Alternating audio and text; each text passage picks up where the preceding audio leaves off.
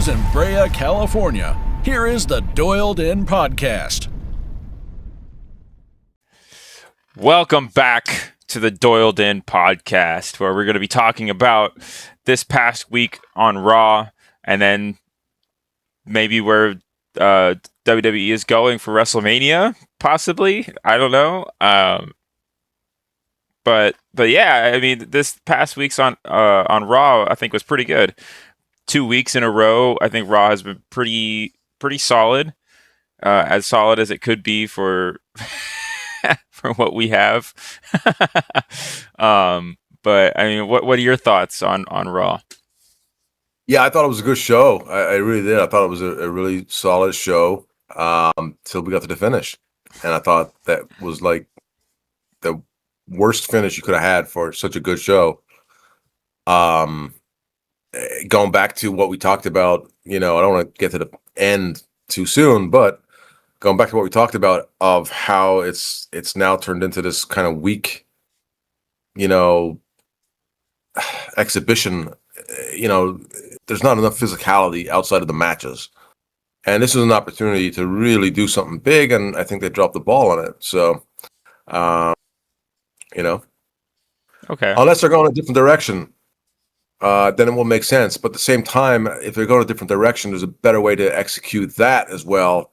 And I'll give you my other thoughts on that when we get to the end. Okay. Well, yeah, I mean, I feel like, again, we're just getting, it's just our regular issues with promos nowadays of the two people will be in the ring, they'll talk to each other, and then they'll just walk away from each other. We kind of see more than just that this week, but still, like, it's not enough.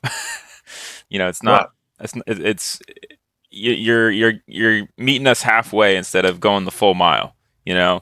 I mean, they listened to and they gave us something, but again, other ways to execute it, and we'll go over that as well.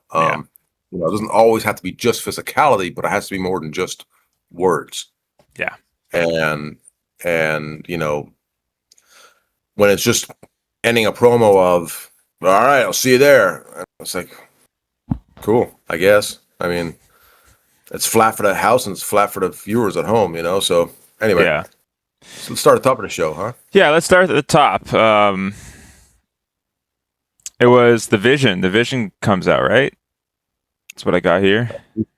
The Vision comes out, or no, maybe it wasn't The Vision. It was Adam Pearce. Sorry, it was Adam Pearce comes out, and he's like, "All right, Seth Rollins, you've been going around as this masked man. How about you just come out and let's just talk it out?"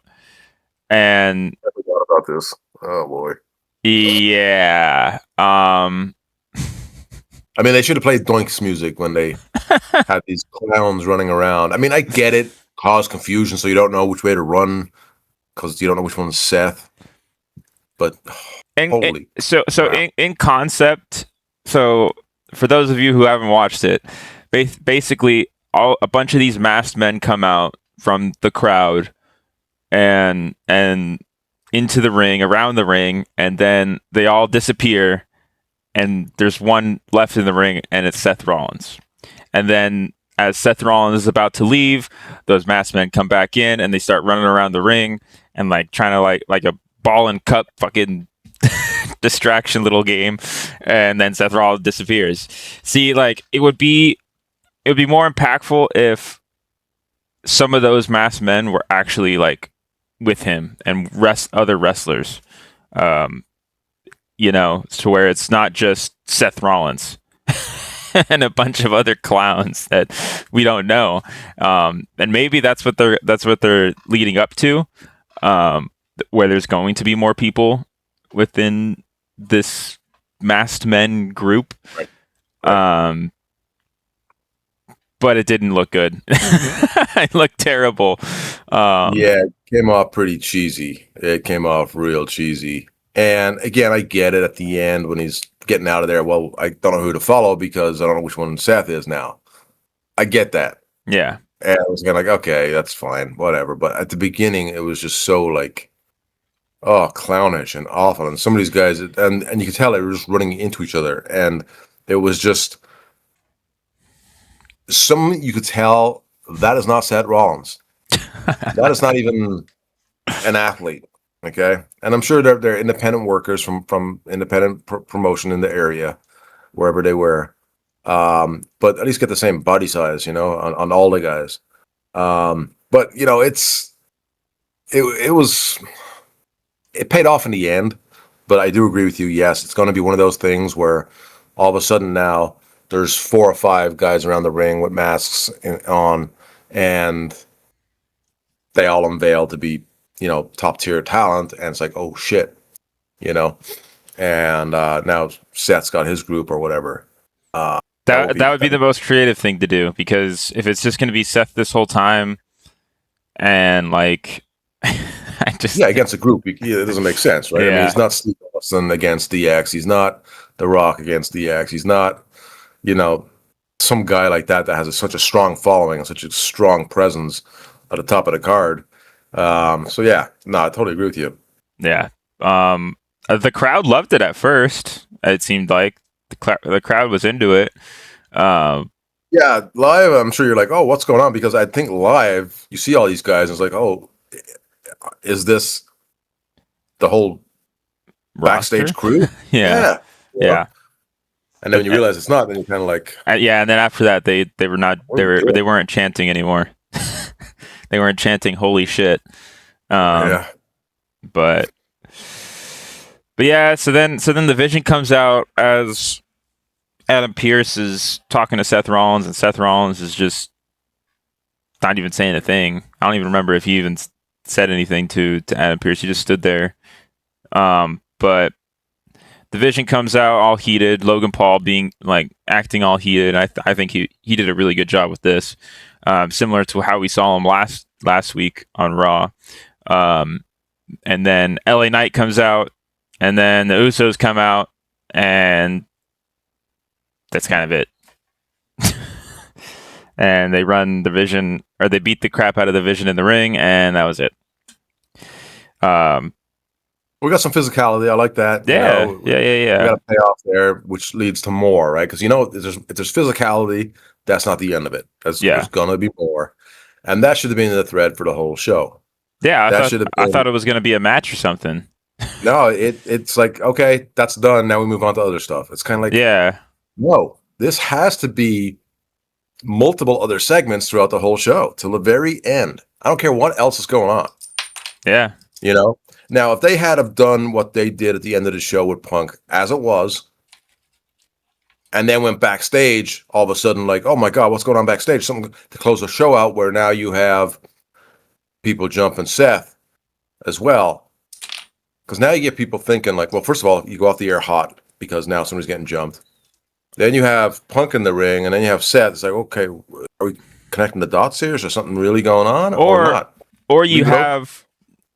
Again, we're getting a little ahead of ourselves. But that's okay.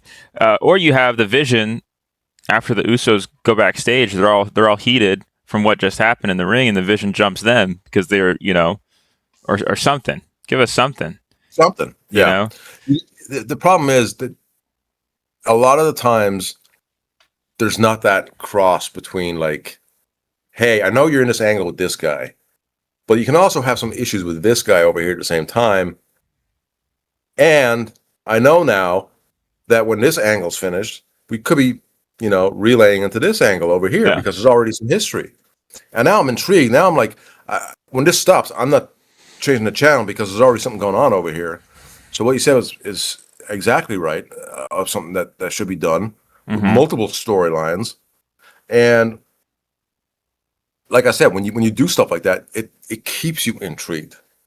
I mean, when you watch a TV show, a soap opera, or whatever it may be, the character's not just dealing with one person at a time.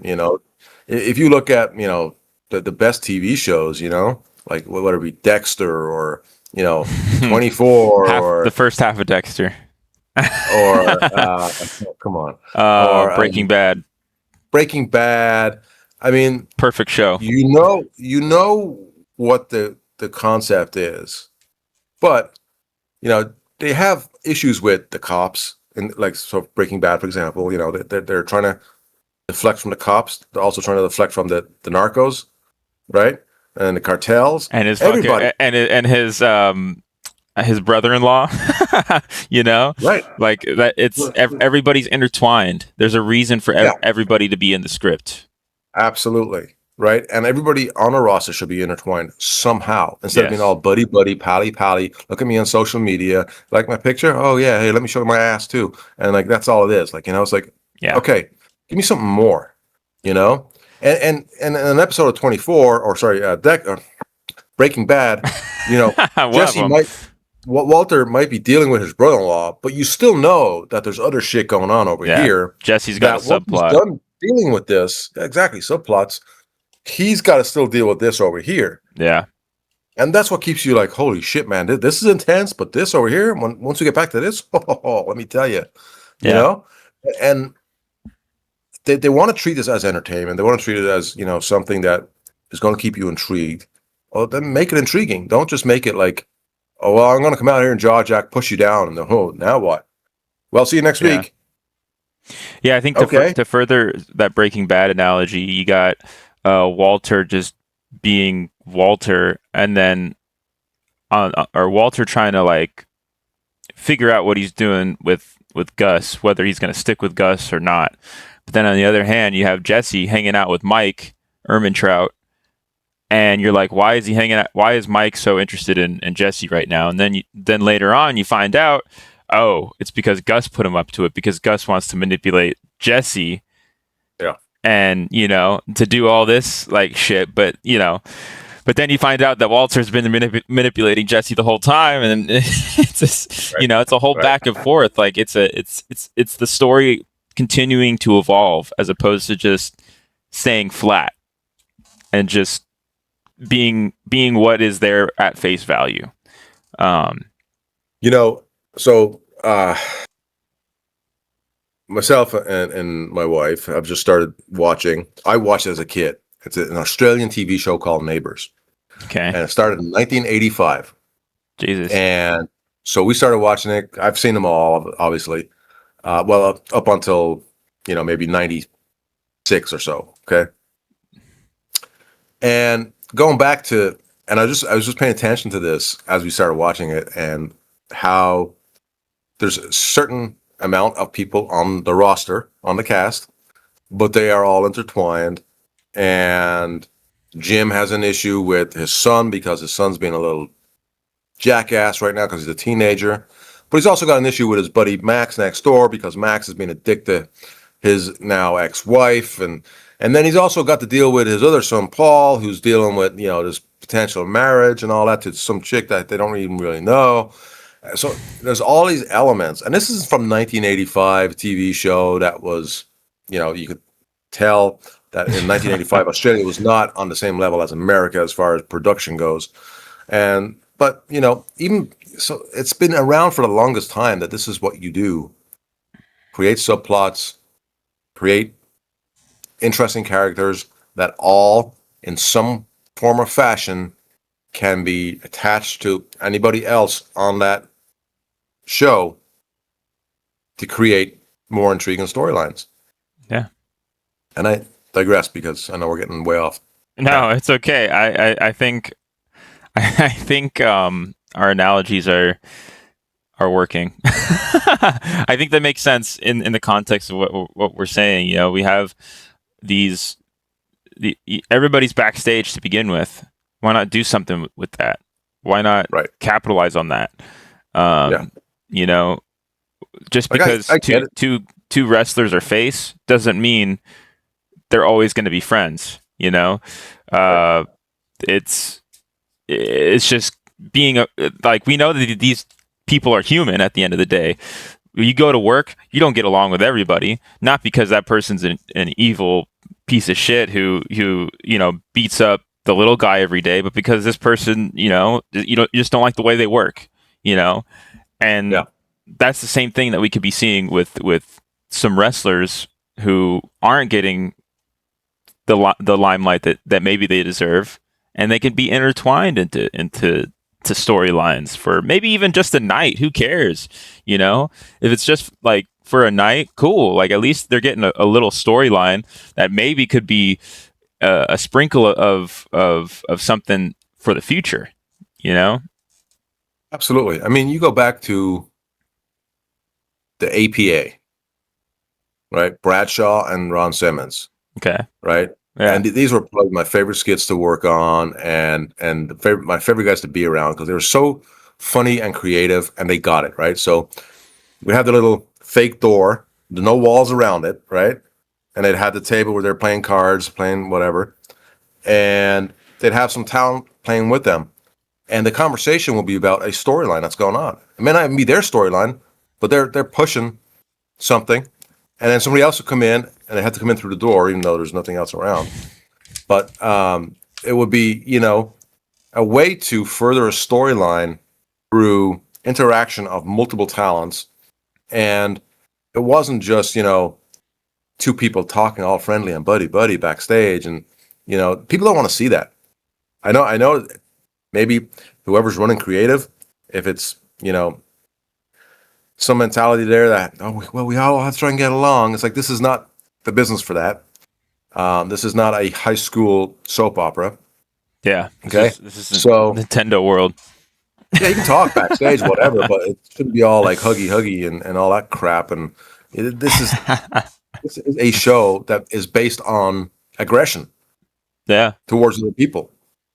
So that's what we want to see. We don't want to see constant, of course, if you're on the same team, you kind of get along, but still needs to not be so cheesy and so over the top. And I mean, the whole Charlotte Flair, Alexa Bliss thing was awful, absolutely awful. One of the worst things I've seen in pro wrestling in a long time. And they're still together, and it's still the shittiest team that could be together. I think it's holding Alexa Bliss down because I think she's better than that. And I think that, we need to see more of, I'm not saying bring back the Attitude Era. I'm not saying that. I'm saying the Attitude Era got it right as far as what you saw backstage.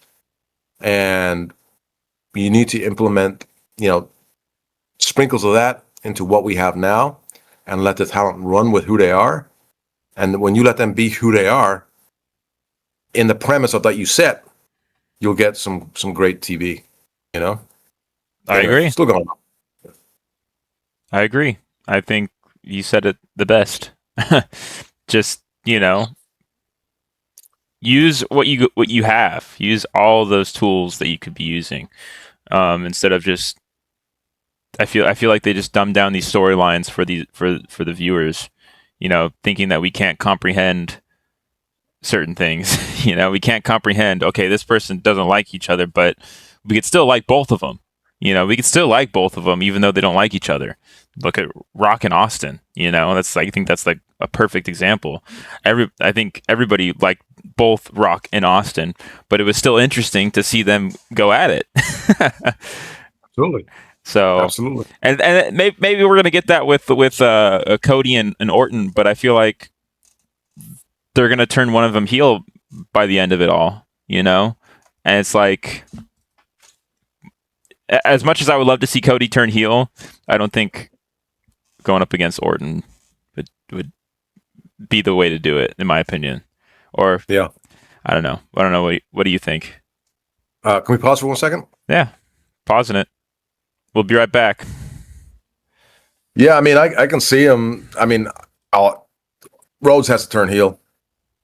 You think so? He has to. Oh, absolutely. I think the people are over him. I wasn't upset they put the title on him. A lot of people were upset they put the title back on Rhodes, but I get it. I mean, he got to sell WrestleMania tickets.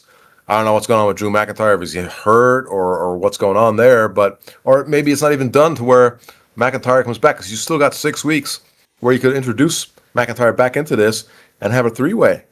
I mean, triple threat. But at the end of the day, I want to see Cody Rhodes turn to this vicious freaking heel that I know he can be. Yeah. And I mean, how cool would it be for him to just, align himself with some group of heels and have like this kind of faction with no manager? They're just out of control, just, taking what they want. And, Orton, third generation, Cody second generation. You got that history there. They were together for a little bit, I think, back when Cody first came in. With DiBiase and God, who else? Somebody else. I think it was just them three, right? Thought it was just them three. Thought it was just DiBiase. Yeah. But I forgot what they were called. There's a lot of history there. Do you remember what the faction was called? I don't remember. Oh man, I don't. But I thought it was good. I thought they dropped the ball with it. I thought they could have done more. But it's called The Legacy. The Legacy. That's right. Cool music, cool logo, all that good stuff. But a heel Cody Rhodes to me is better than a babyface Cody Rhodes. Yeah, I agree. I love when he was dashing Cody Rhodes back in the day when he was first in WWE. So good. He was such a good heel, and I think that's where they got to go with this. And they got to go sooner than later. You don't want to make him heel a week or two right before Mania. I think you got to do it tonight or tomorrow night. Tomorrow night. Give it time to breathe. Give him time to really get over as that heel, which puts Orton over just as much as that baby face. And, just do some unthinkable things to Orton. Just, again, we're in an aggressive sport, right? Cody should have turned heel after King of the Ring, after he won King of the Ring. Absolutely. Perfect timing. Obviously they had other plans, but they didn't really pan out either because it's been flat since. Yeah. But with Road Dogg gone from creative, head of creative of SmackDown, and we have this new lady stepping up. I'm hoping that she's got good grasp on this and has a good mentality for what is needed to start projecting these storylines further. And we got to get more aggressive. I don't know if it's a TKO thing, and maybe that's why Road Dogg got burned out and said this is not working. I'm done, or if it's the opposite. I don't know, but we'll find out. Or will we? I don't know. Maybe on season fucking 10 of Unreal. I don't even watch Unreal. I don't want to know how the sausage is made because I think it's just gonna piss me off even more. Yeah. Well, yeah, I've seen some highlights, but I've never watched it. But yeah, and that's cool. I mean, you get people who watch it and then they'll go on social media and think they know the inside of the business, and it's funny. But anyway, well, what was your opinion on the gauntlet match? Refresh my memory on that. I'm old. I forget the gauntlet match that was for a title shot next week against AJ Lee. Oh, the women? Yeah. Who won that? Bailey won it. Oh, that's right. That's right. Because Lyra Valkyria came down and helped her, correct? Helped her, yes. And helped her from Kairi Sane. That's right. That's right. Because Kairi Sane was going to interfere, but then Lyra jumped in. Yeah, no, I thought it was a good match. I thought the whole gauntlet, I agree. Remembering was solid from top to finich. I think we had 4 total matches.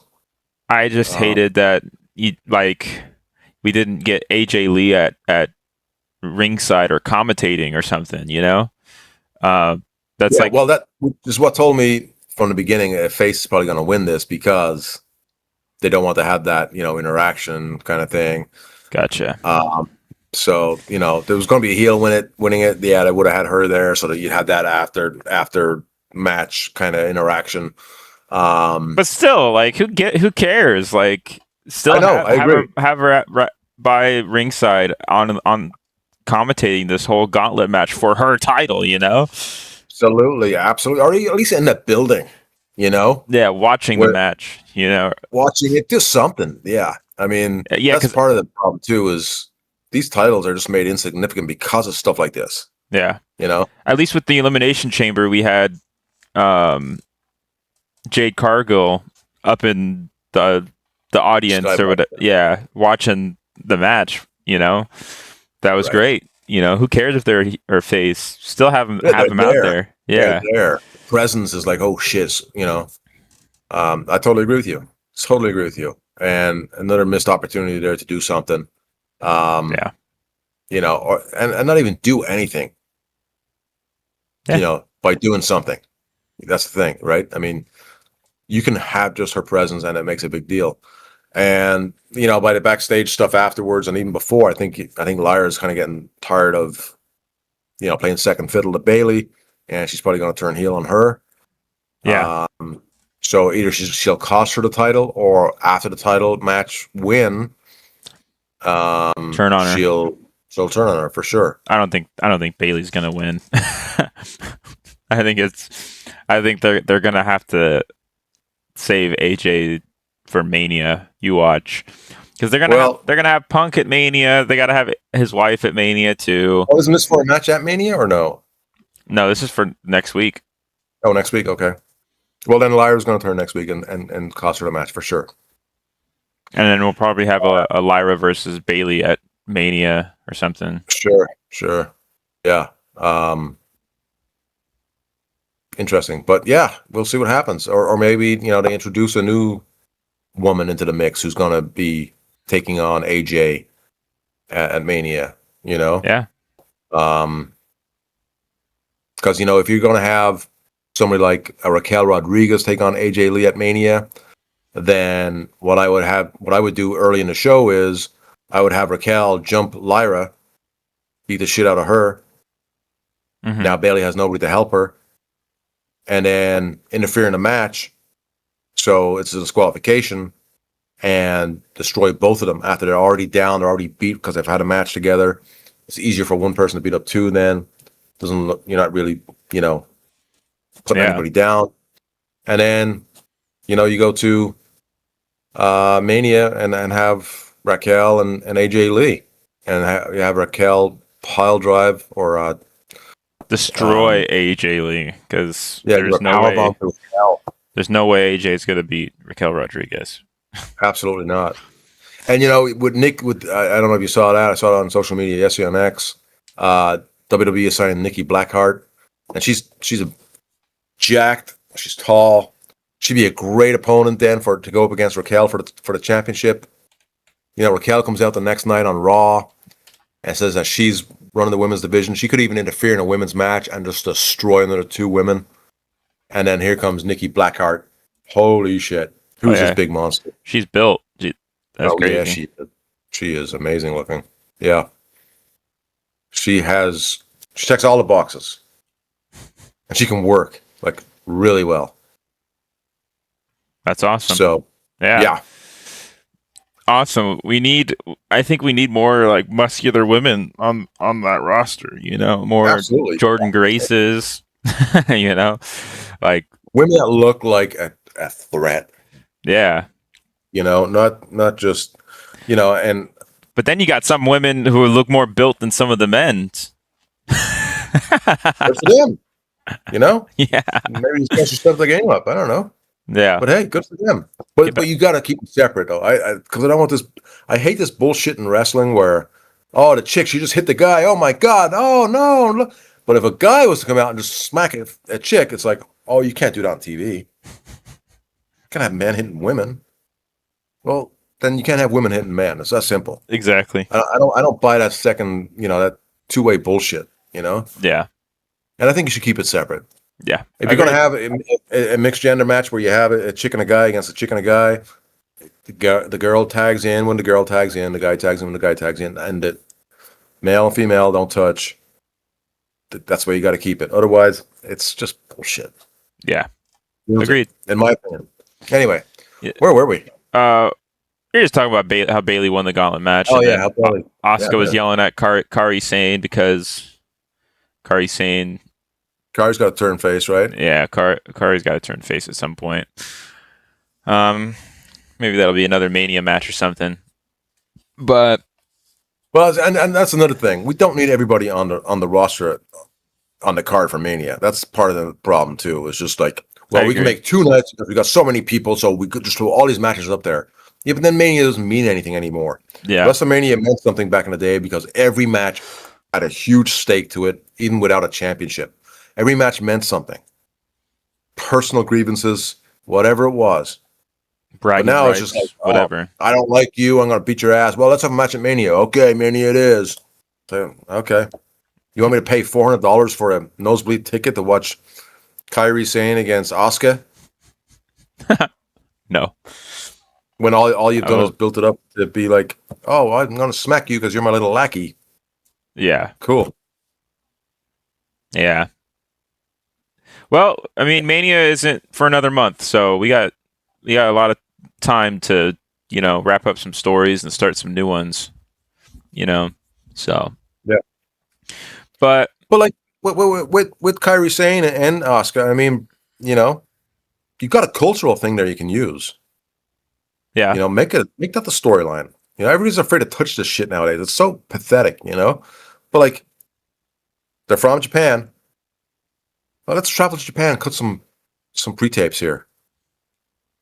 Where we're in the training centers in Japan, and it's like, oh my God, this is really important if they're all the way over there, and it's again psychology, perception is reality, and you have the senseis over there teaching Kairi Sane how to try and beat Asuka and all that stuff, and it's almost like, you ever seen the movie Bloodsport or Kickboxer, where Van Damme is training, and he's I think it's a kickboxer where he's kicking the palm tree and his shin is splitting apart because he's kicking the palm tree because he's going to break the palm tree down.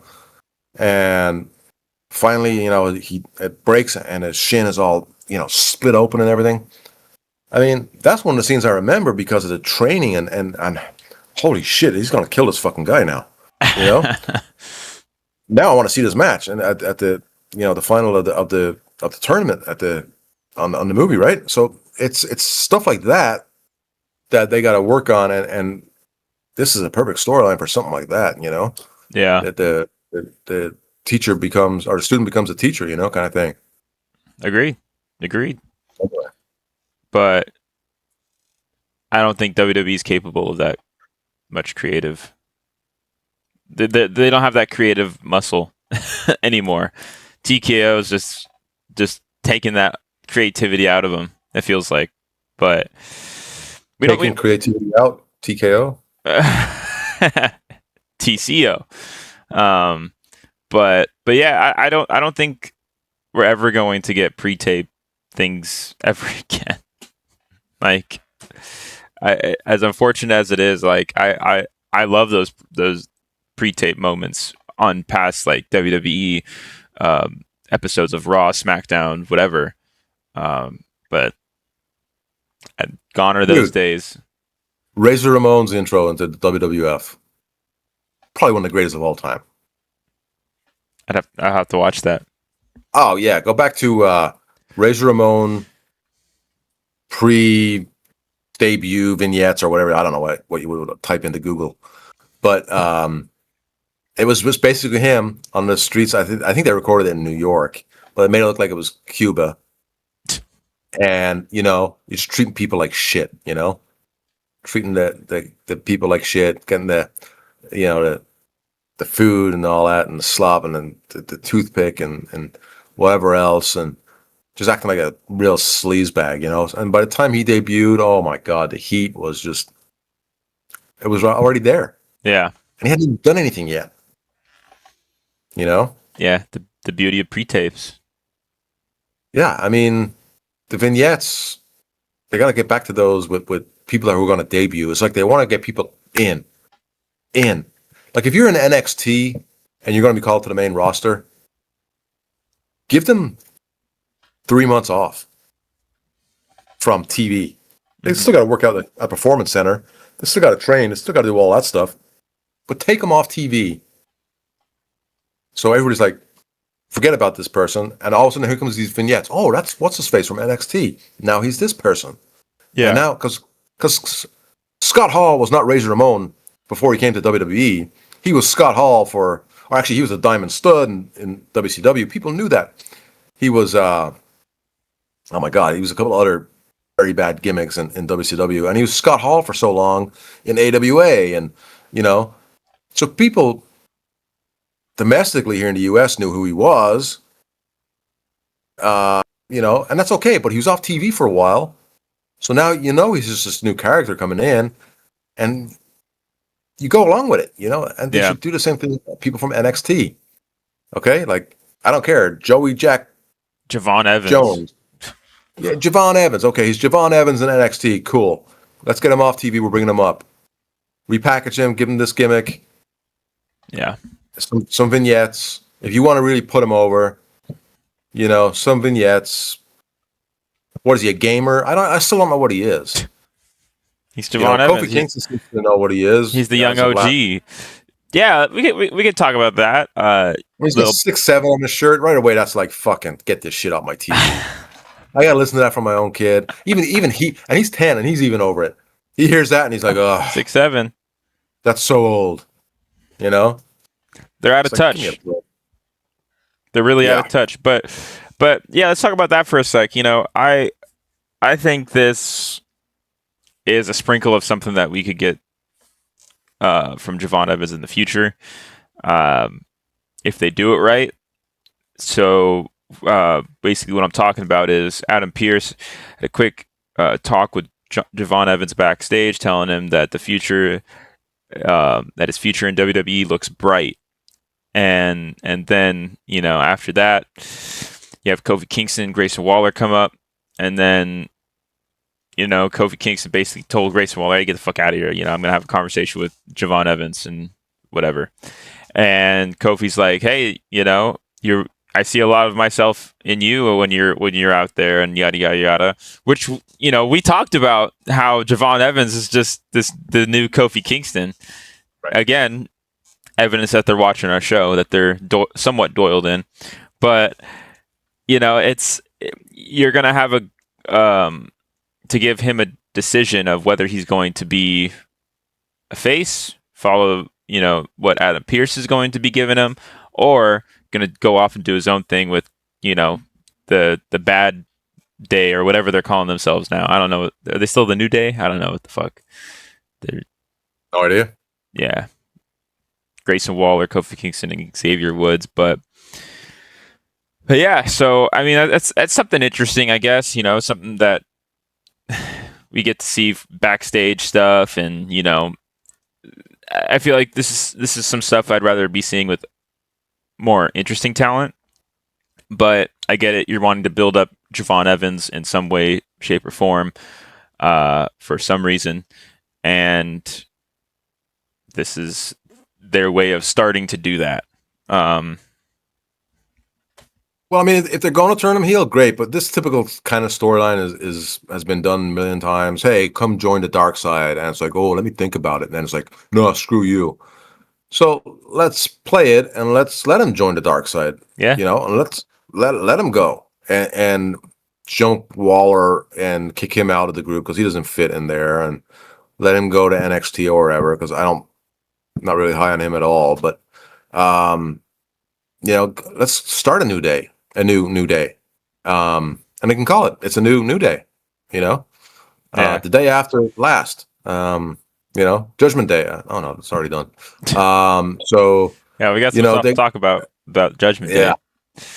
But why not? Have him rebel against this stuff that they pinned me with. They wanted me to be this cool kid so I can identify with today's hip fads, like the 6'7" bullshit, rips the shirt off and blah, blah, blah, and spits on it. And all the kids will hate him, and that's great. That's what you want. Yeah. And although, if he does that, people might cheer him, because it's like, yes, thank you. This is nonsense. Yeah. So have him do it. have him do it.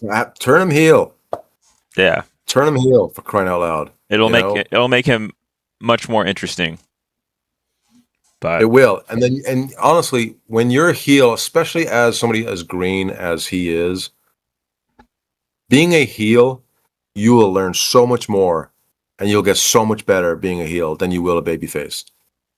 Because being a heel, you need to listen to reactions more. You learn from your mistakes quicker. Okay, typically a heel calls a match in the ring, right? Yeah. So you get to learn that a little faster. You're that now you're working with some other baby faces who you can probably learn a lot from as well. So overall, him being a heel will be better for his career, in my opinion. And I think the sooner the better. And you'll see I think you'll get a lot more out of him. Yeah, And I agree. eventually turn face again. And you got somebody that they can get behind because now he's more experienced, and he's got definitely more. He's calmed down a little bit instead of acting like a fucking ADH jacked up kid on coke Adderall. Kid, fuck. But, I mean, that's more annoying than anything. But anyway, moving on. Yeah, moving on. We just hope to see more from Javon Evans, and we hope that they do him justice and not just keep him this fucking bullshit gimmick that's going on. We don't even know what his gimmick is, but his 6'7" gimmick or whatever. I don't fucking know. Anyways, yeah. Don't know what it is. We got some more Danhausen. Danhausen, I like it. Hausen Americano or whatever. He wanted to try on El Grande Americano's mask, and Grande Americano said no, and Danhausen cursed him. That was kind of it. Yeah, but you know what? And then he didn't come out, and the other El Americano came out, and yeah, he lost. That's correct. They lost to Penta. Penta. So, yeah, I mean, he's in the spot where he should be, right? With the kind of lower level on the card kind of guys, get to lower level. I love it. That's a great spot for him. Yeah, I mean, and the perfect combination with those guys, right? Those characters. So yeah, I think it's going very well. I think it's awesome. There's other things they can be doing with him that I'm sure they will, and I think they got to get. I think he's creative by himself, which helps. He knows the character himself. This is his baby, Danhausen. This is who he was before. Yeah. So that helps, right? That helps a lot. It's part of who he is. So I think he's going to get over real big, and yeah, I think he's already over. Oh yeah, absolutely. But yeah, I would like to see more from him. Then Judgment Day. Well, before we get to Judgment Day, I know we're not going in any particular order right now, but I think we have a lot more to say about Judgment Day than Obafemi versus Rusev. So let's talk about Obafemi versus Rusev. I thought this was the match of the night for sure. Absolutely. I really liked Obafemi's presentation.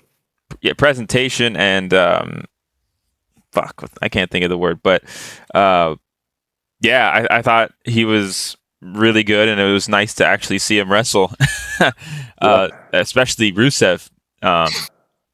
And this match was awesome. I love this match, and these are the kind of matches I want to see more of, And here's something that a lot of the roster can learn from this match. Obafemi is probably the biggest guy in the roster right now, as far as height and muscle size. Yeah. Yet he was selling like a champ for somebody who's shorter than him and not as big as him, but still big, right? I mean, Rusev is a monster anyway. But he was selling like a champ for Rusev. Yeah. I love how he sold. And he did a great job of it. And he was on point for everything. And quickly becoming one of my favorites. Yeah. Absolutely. Yeah, absolutely. I definitely want to see more from Obafemi. And I love how the crowd's chanting like almost like a Goldberg chant. Yeah. And so, I think they'll play into that where he's going to stay undefeated for a long time. Yeah. I think that's the perfect thing to do with him. And then put a belt on him. Oh, he's a future champ for sure. Yeah. And then whoever he goes against, he's going to get them over like a fucking $1 million. That's when you do that's when you have Braun Breaker come back and take him down. Wow. Book it.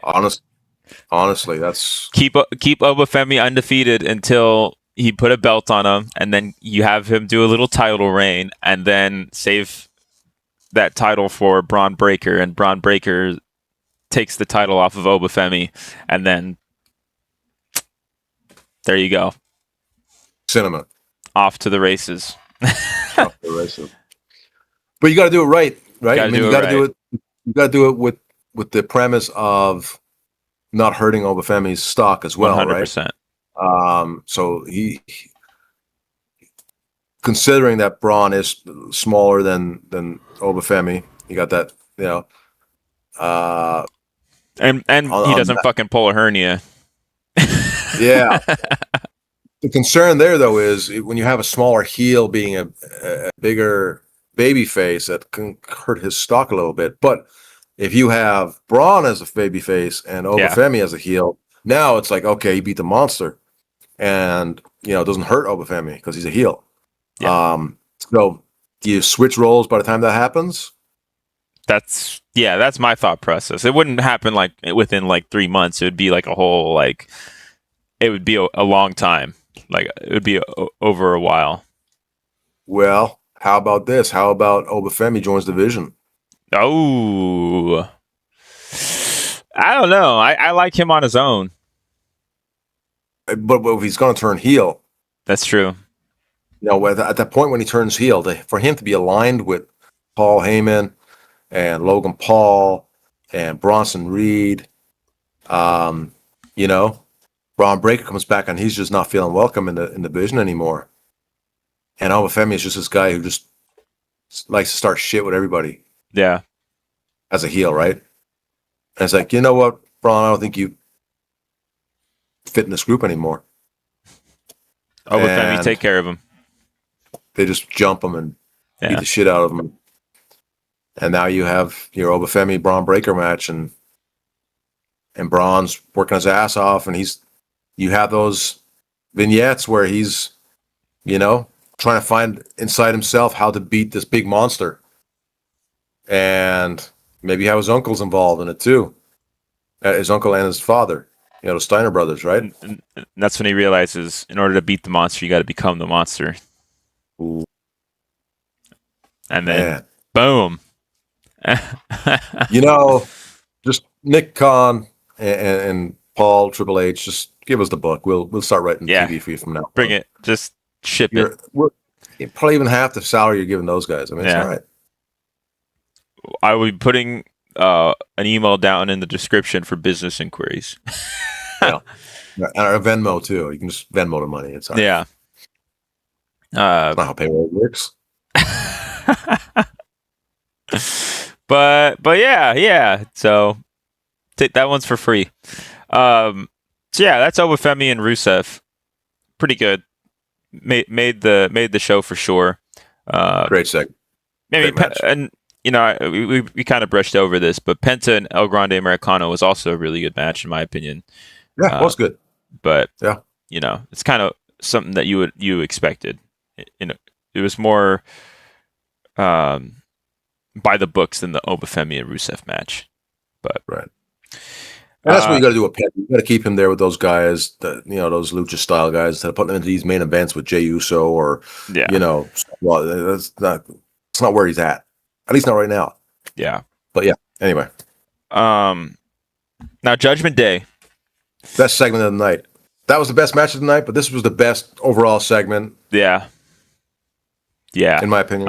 Everybody turned on Finn. And love it. He's not part of the Judgment Day anymore, it seems like. So what no more. Where do you think this storyline is headed?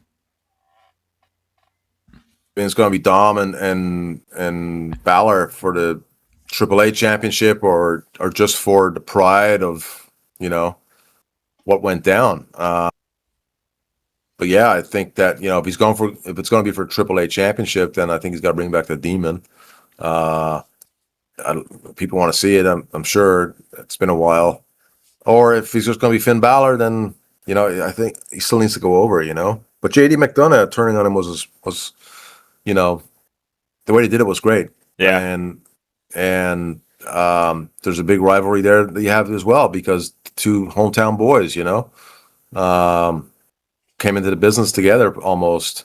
At least they've been around the circuit together, Yeah. And it's one of those things where if it's him and JD at Mania, then you have him and Dom in between. But if it's him and Dom at Mania, you got to have him and JD. Again, going back to what we said earlier about you don't have to have just one storyline. You have there's other elements you can have, right?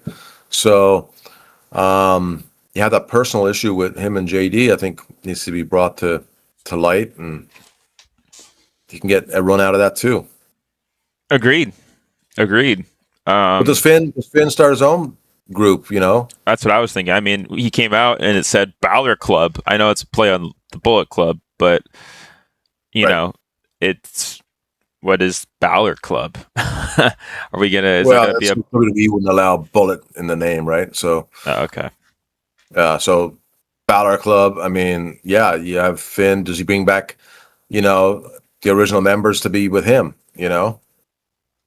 I mean. Or I think Raquel's going to be turning on Liv Morgan at some point. So maybe Raquel joins his group, and maybe his group is all the people that left the Judgment Day or something. Well, Rhea, right? Yeah, Rhea's the chick, and then you have Damian Priest and Edge. But I don't know what Edge is, if he's re-signed with AEW or what's going on there. But yeah, I mean, you could have at least 3. Yeah. I mean, well, you have Dom, JD, Liv, Finn, Raquel, Damien, I guess. I don't fucking know.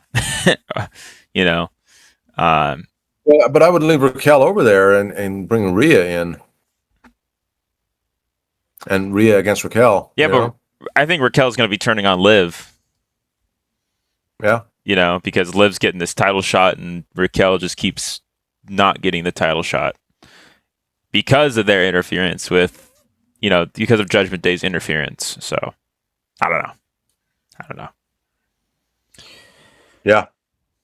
But that's interesting stuff. Interesting stuff. No, it was a good segment. I like the turn. It was good. It was well done. Yeah. The frog splashes from Dom afterward were solid, Yeah. And the one with the chair, it looked like it hurt. But yeah, I thought it did a great job. Yeah. And now for something that you thought they didn't do a great job on, the finale, the last promo where CM Punk comes out and then the Usos come out. Oh my God, Jey Uso was he must have thought he was stealing the scene. I don't understand the expressions. It's like you having a stroke or what are you doing there, pal? Oh. But it's yeah, I don't know what they told Jey Uso to do, but I doubt it's what he was actually doing. I don't think it was. I think he's doing exactly what. Hey, just go out there and beat Jey Uso. Well, there you go. You got it. Jimmy, on the other hand, I thought was great on the mic. He comes across as more of like, because when he was talking, I was like, oh, okay. I was interested. All right. It was. And the way he laid it out and the way and Punk was like, okay. And you could tell that even the audience was receptive to what he was saying. And, having Punk on the mic again for another week, it was just, okay, go somewhere with this. And when the Usos came out, I'm like, okay. When Jimmy got the mic, okay, now we're looking good. And then it was the apology. Of course, you're going to say sorry, but then I'm sorry I didn't, you knew that was coming, right? There was something else to it. And then, of course, the Jey Uso facials kind of ruined the moment a little bit. And then we had a fucking bitch fest. We pushed each other. What you guys came out here so irate, so angry. Especially Jey. You want to rip his head off. Especially Jay, who was acting like a kid who just, got his PlayStation taken away from him or something like that. Like, and didn't know how to handle his emotions. Yeah.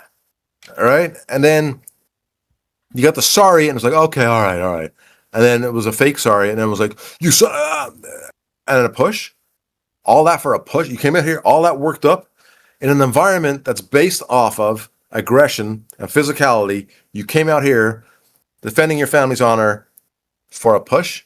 Yeah, to just push him. Are you fucking kidding me? This is retarded. This is ridiculous. And if that offends you, I don't care. But this is just absolutely god awful. Yeah, agreed. They did nothing. My rant on it. Nothing came out of this, and like the only thing I could think of is when it comes Mania time for Punk versus Roman,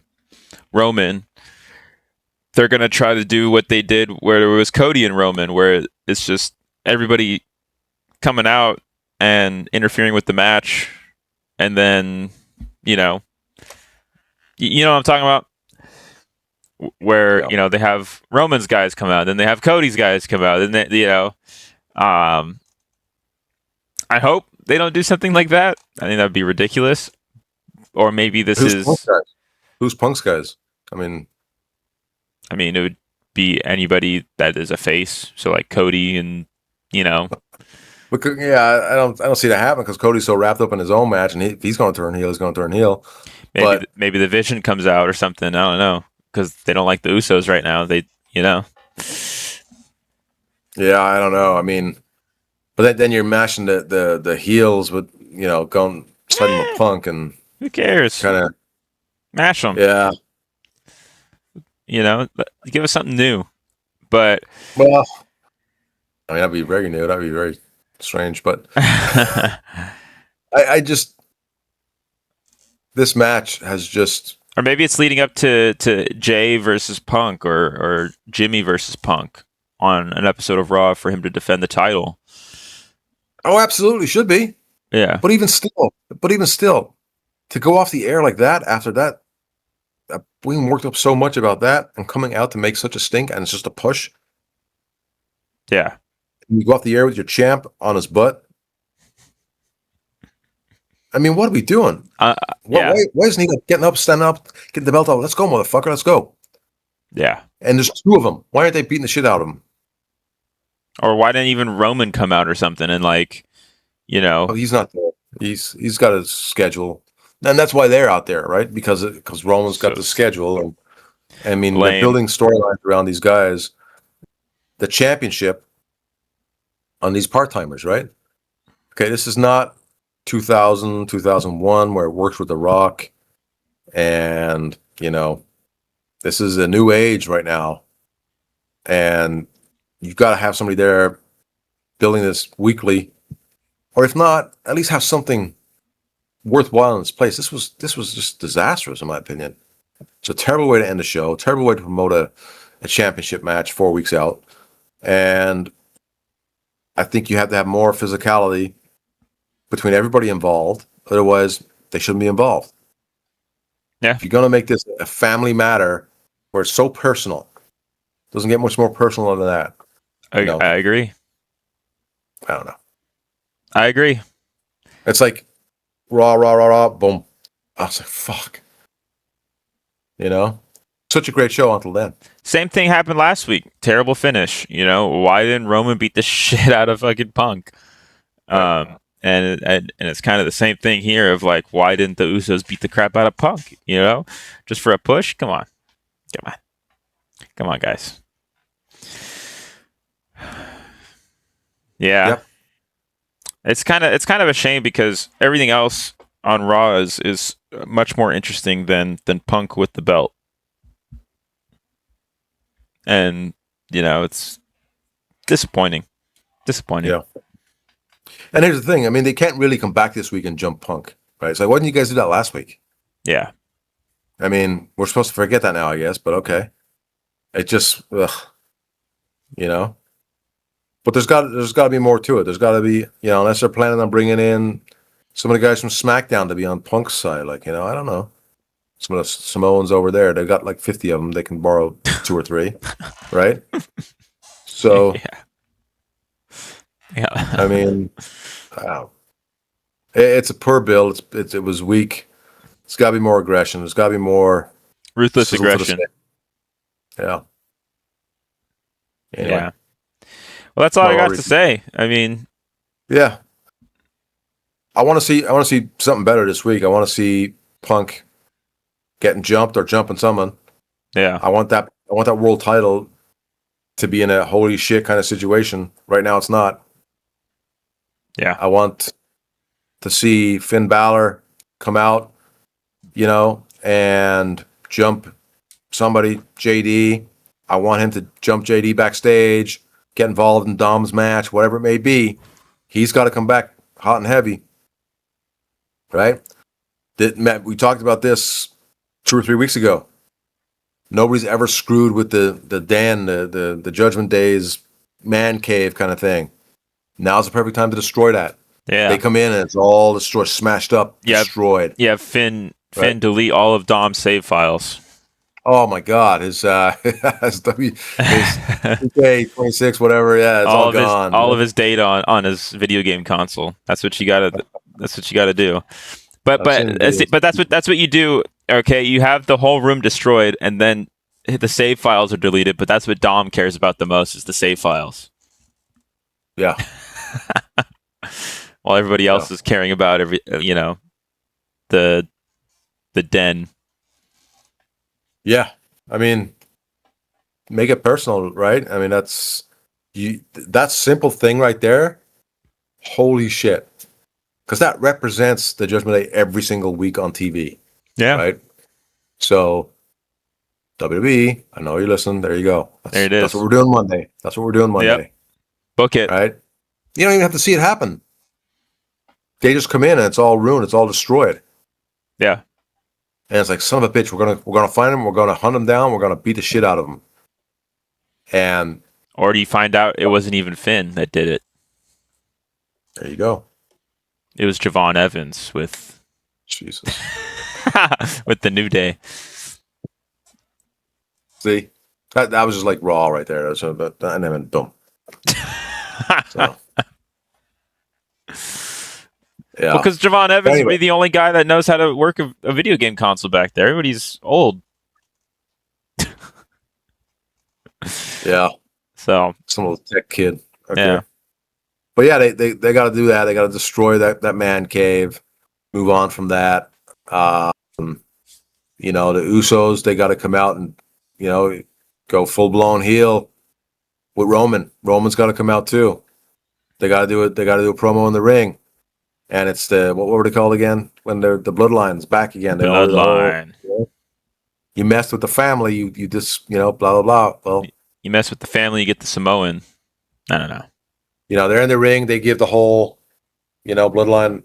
Punk comes out to the stage, which they need to bring back as well. By the way, the stage. And Punk goes, well, my bloodline is this, and then they're like, oh motherfucker, and they chase him, and he runs backstage, and now you got. That's tons awesome. of people looking for tons of people backstage. And they're like, hey, have you seen Balor? And they're like, no. Have you seen Punk? No. All right, you let us know if you see him. I'll let you know if you see him. Holy shit. And then, at the end of the night, boom, here comes Punk running out. Here comes Balor running out. They're both in the ring. Now they're all aligned together because now they're defending each other and they got chairs and holy shit, what's going on? And the fucking Judgment Day tries to get in the ring and then the fucking Usos trying to get in the ring and there's chairs swinging. And you go off the air where they're just like, come on. And it's holy shit. There you go with WWE. Fucking book that shit. That's what we want to see. Balor and Punk. Yeah, that'd be pretty sick. Yeah.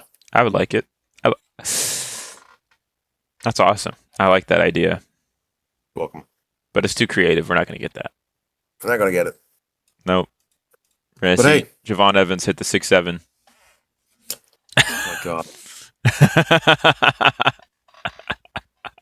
Dom has a 6'19". He's got the 6'7". Oh, yeah. God. That could be something. I mean, as much as I hate it, that fucking could be something that they would do. Javon taking him out with a 6-7. And the whole crowd just goes 6 when he does it. Oh my god, I hate fucking life right now. And the WWE fans would do it. Oh, they would. Oh yeah, absolutely. Oh, when you're in a live crowd, you're gonna follow just to it's cool, right? I mean, I get it. I mean, how funny would it be though if the crowd just doesn't do it, just doesn't go along with it? Yeah, I don't know, but God, you're killing me. WWE, do not listen to that at all. Yeah, those were jokes. Those are not ideas. Yes. Don't. So erase it, cross it out. You know, I know you guys are writing notes, so you know, ignore that. That was just a joke. But yeah, I mean that's kind of all I got to say.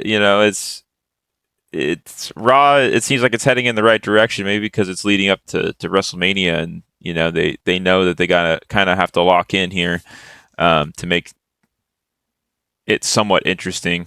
But I mean, I'm still not even excited for Mania. I'm still not even, looking forward to it in any capacity. I mean, as far as let's look at what we have confirmed for Mania. Well, Punk reigns, Orton Rhodes, and then Jade Cargill versus Rhea Ripley. Yep, and Liv Morgan and Stephanie Vicaire. Which is an Intercontinental title, right? I mean, that's not even a world title, is it? What's AJ Lee got? No, AJ Lee has an Intercontinental title, right? Yeah, and we don't know who she's going to be up against because I don't know. Whoever she works against, she's got to lose to. I mean, she can't. You got to put a big name in there, somebody that you want to push real heavy. Jordynne Grace. Could be Jordynne Grace. Could be Nikki Blackheart. Yeah, could be. I don't know. Danhausen or something. But yeah, I feel like we pretty much got one night already confirmed, and then we didn't see Gunther on this past Raw, so maybe we're gonna get Gunther versus Rey Mysterio. That's not all happening in one night, though. I mean, you got the 2 world titles are going to be 2 different nights, right? Yeah. But what I'm saying is everything that is already set in stone is enough for one night, And that's what it should be, right? Exactly. But yeah, I don't know who Gunther's going to go work with. I mean, Rey Mysterio, retire him. Good. That would be fun. Yeah. But again, you don't want to make every match a retirement match because then you're kind of limiting yourself, right? Yeah, but he was up against Dragon Lee last week. Right. Yeah. But every PLE can't be a retirement match. Gotcha. But yeah, it's got to be big for him, okay? Because you pushed him so far right now, retiring these legends. I mean, unless you bring somebody back, it'd be pretty cool to bring a legend back out of retirement. Bret Hart. Oh my God. Bret's going over every single time. I don't give a shit. Oh, that'd be hilarious. But how funny would it be is like, you guys might have walked away from the ring on your own, but I'm the one who says when you retire. And I don't know, somebody out there, I don't know who's retired that's still with us. Like the $1 Million Man, Teddy DiBiase, for example. And DiBiase shows up the next week. Hey, man, I don't know what the problem is here, but, I'm retired. No, you're not retired until I say you're retired. Slaps him, and then he's like, now you're retired. Well, yeah, he's got to have something, right? It's like, it can't be just that. It's got to be like something personal, like, and son of a bitch, what'd you just say?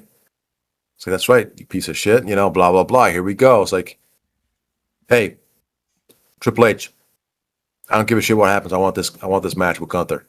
It's like, all right, you got it. And obviously Gunther goes over.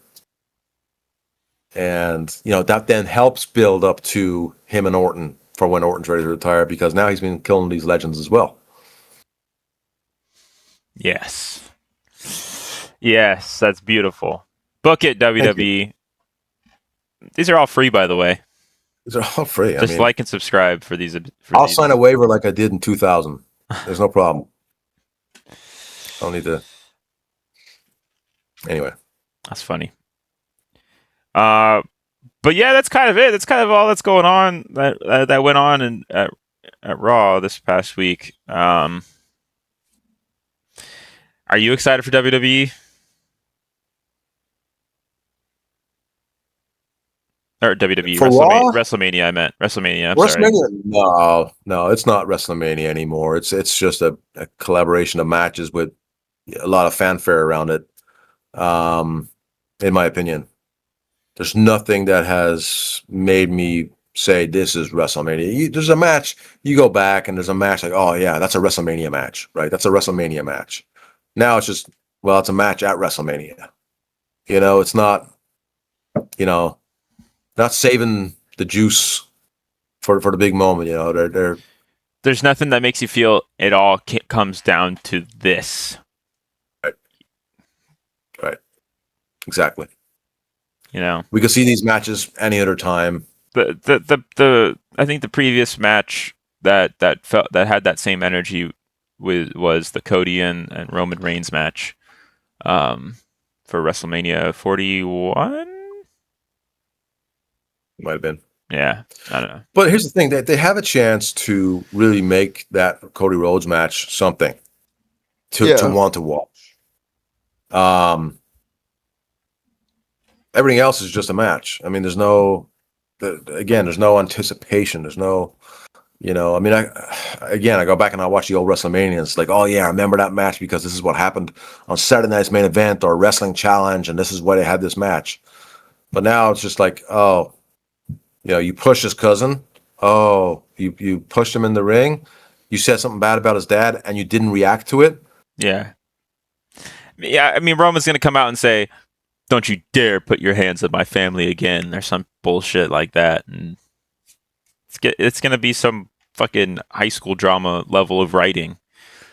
Well, I'm gonna dig up your dad just so I can bury him again, and then he's gonna look up and he's gonna go, "Oh, you said that, oh man," and that's it.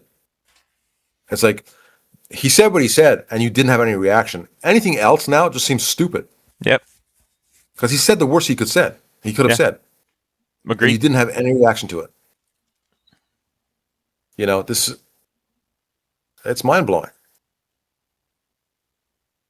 It's not like you're on the street and if you put your hands on somebody first, you're going to get arrested. This is the wrestling ring where anything goes, right? I mean, you can have those reactions. Yeah. That's why people love it so much. It's like, oh yeah, beat the shit out of them because nothing's going to happen to you. It's part of the entertainment value.